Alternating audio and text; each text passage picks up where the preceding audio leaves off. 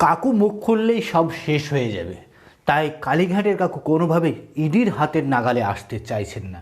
তাকে হাতের নাগালে আসতেও দিচ্ছেন না প্রভাবশালীরা। এসএসকেএম বারবার তাকে গাইড করছেন, গার্ড করছেন আরও বড় বড় প্রভাবশালীরা।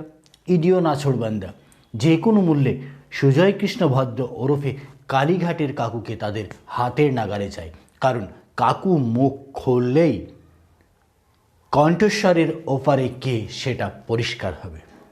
কাকুর নির্দেশে এক সিভিক ভলেন্টিয়ার, যিনি কাকুর যাবতীয় ভয়েস ওভার হোয়াটসঅ্যাপ থেকে মুছে ফেলেছিলেন, সেই কণ্ঠ কাকুরই কিনা সেটা আদালতে প্রমাণ করতে হলে কাকুর কণ্ঠস্বর জরুরি।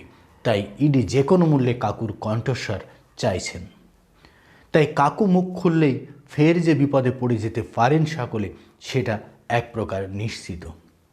তাই এবার শরীর খারাপের অজুহাত তুলে কলকাতা হাইকোর্টের বিচারপতি তীর্থঙ্কর ঘোষের এজলাসে এবার জামিনের আবেদন করে বসলেন কালীঘাটের কাকু। অসুস্থ, জামিনের প্রয়োজন। আইনজীবীদের মধ্যেও কিন্তু এই নিয়ে অনেক মতবিরোধ দেখা গেল। অনেক আইনজীবী বলছেন অসুস্থ, তিনি চিকিৎসা করবেন, তার মেডিকেল রিপোর্ট চাইলে ইডি কেন্দ্রীয় স্বাস্থ্য দপ্তরগুলোতেও দেখাতে পারেন। কেন্দ্রের নিয়ন্ত্রণাধীন বড় বড় মাল্টি স্পেশালিটি হসপিটালের মেডিকেল বোর্ডকেও সেই কাকুর শারীরিক রিপোর্ট দেখিয়ে কাকুর বিষয়ে আদালতে সরাসরি হস্তক্ষেপ করতে পারেন ইডি।